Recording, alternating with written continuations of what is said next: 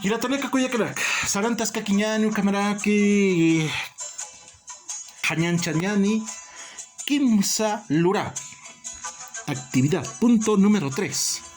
Solo hay 3 vocales en la gramática aymara. Estas 3 vocales, mis hermanos, son la vocal A, la vocal I y la vocal U. ¿Qué es lo que pasa con la vocal E y con la vocal O?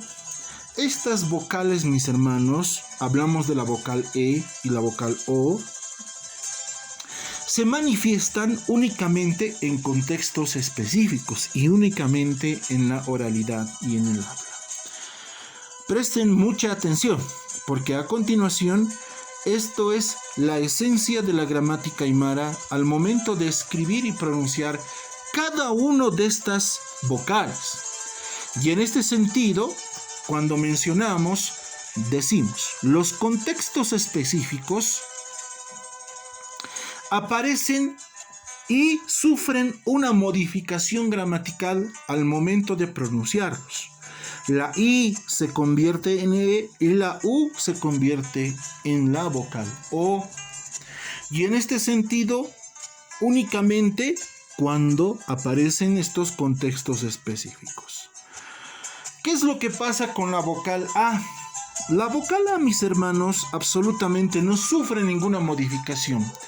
Ya sea contexto específico o no sea contexto específico, la vocal A, mis hermanos, se mantiene.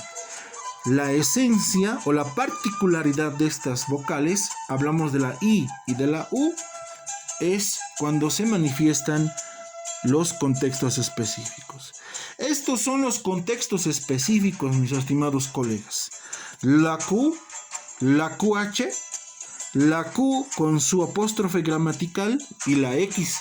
Y la X evidentemente es en español, pero en el idioma aymara se pronuncia como G.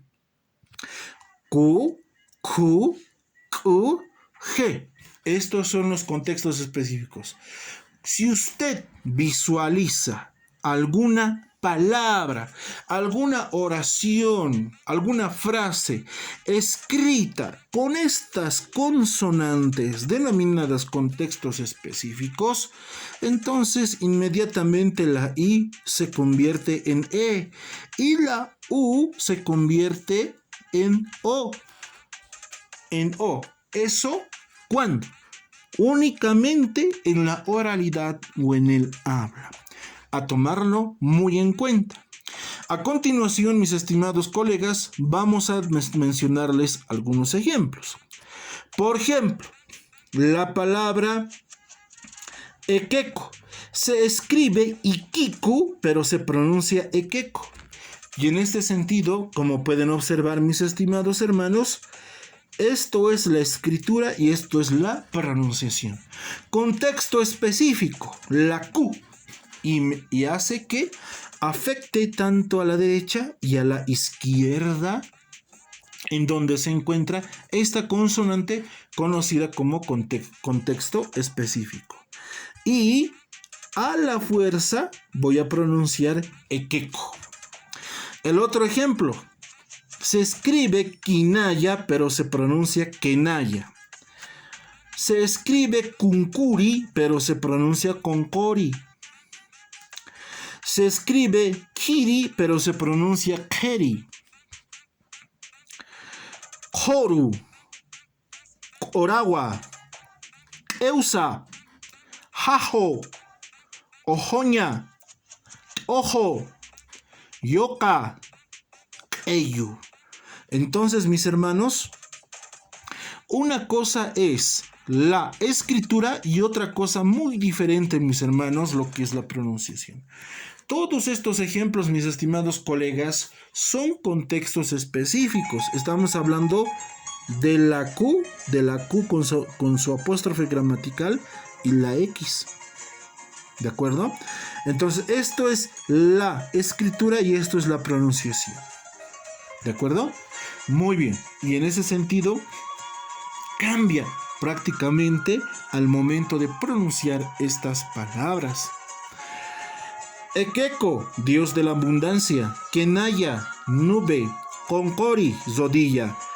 Keri, fogón. Koru, estricto. Korawa, onda. Eusa, una persona que no asume su responsabilidad. Jajo, picante. Ojoña, toser. Ojo, ventana. Yoka quiere decir hijo. Y la palabra ello es el color amarillo. Vamos al siguiente ejemplo, mis hermanos. Evidentemente, habíamos mencionado que la I se convierte en E en la pronunciación. La parte superior es la escritura, como se escribe, como se debe escribir. Y la parte inferior es la pronunciación. Lo mismo sucede en este ejemplo, escritura y pronunciación. La pregunta es, mis estimados hermanos, si este ejemplo es correctamente escrito, correctamente pronunciado. Y la respuesta, mis hermanos, que no. ¿Por qué se debería modificar la I con la E? Si no hay contexto específico. La M no es contexto específico, ni la K.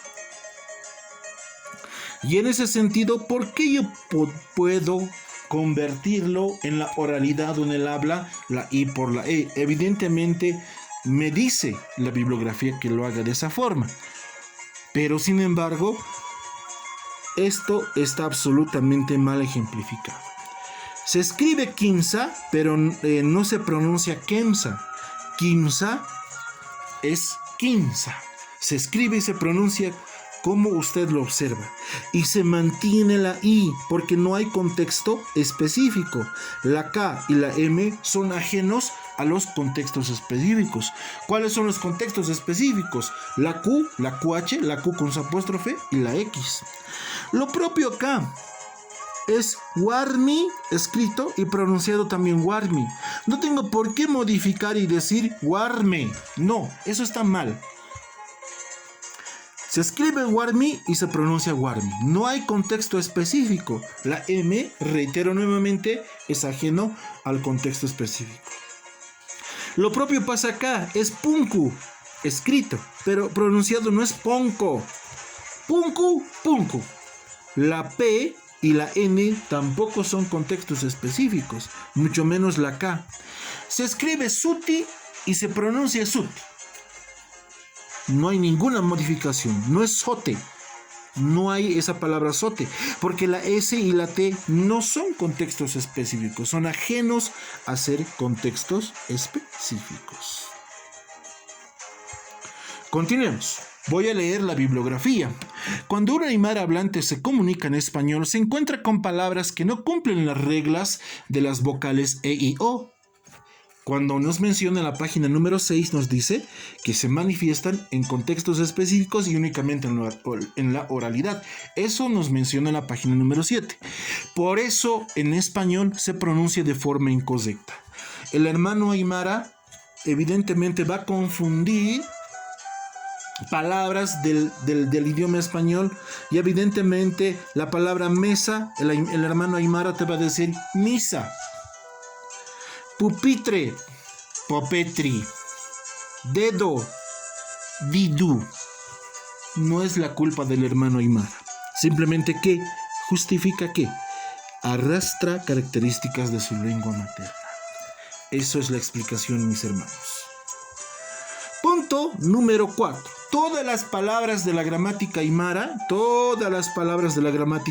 terminan en vocal. Voy a leer.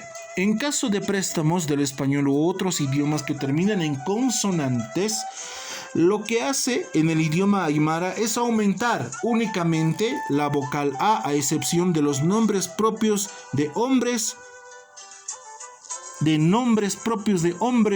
o mujeres. Y como pueden observar, mis hermanos, en la bibliografía también, al igual que en nuestra diapositiva, todas las palabras de la gramática aymara terminan en vocal. Sin embargo, nos dice y nos da algunos ejemplos. Estamos hablando a excepción de nombres propios de personas, de instituciones, empresas, ciudades capitales, países. Pero vamos con este ejemplo que nos da la bibliografía. Palabras que están en el idioma español u otro, o dice otro idioma. Evidentemente, yo me puedo presentar como Víctor. Mi nombre es Víctor en español. Y también puedo decir en aymara, Víctor. Vale decir que al género masculino le agregamos la vocal U y al género femenino, evidentemente, como es característico, y coincidentemente, al igual que el idioma español, vamos a agregar la vocal A para diferenciar el género. Si usted recibe el nombre de Anabel, ahora en aymara es Anabela. Víctor, Victoru. Bin Laden, Binun Lademu. Marcha. Jocelyn, Jocelina. Daniel, Danielo. Jackson, Jacksonu. Janet, Janeta. Y en ese sentido, mis hermanos, vamos con el siguiente ejemplo. Dice, Cuyaca, Raquelaja, Jihuaquiwa. En aymara, Cuyaca, Raquelaja, Jihuaquiwa. Mi hermana Raquel es bonita. Gilata, Victoruja, Arjatiriwa. Mi hermano Víctor es abogado. Como pueden observar, mis estimados hermanos, la particularidad y traducido al idioma español, miren, Cuyaca, hermana, Raquela, Raquel, sufijo posesivo ja, mi, jiwaki, bonito o bonita, y el sufijo verbalizador, wa, es. Lo mismo ocurre en este ejemplo. Repito nuevamente. Cuyaca, Raquelaja, jiwakiwa. Mi hermana Raquel es bonita. Gilata, Victoruja, Arjatiriwa. Mi hermano Víctor es abogado. ¿Qué les parece, mis hermanos? Continuemos. Bueno, vamos a una pausa. Vamos a una pausa porque a continuación vamos a ir a la quinta característica de la gramática aymara. Vamos a una pausa. Ya volvemos.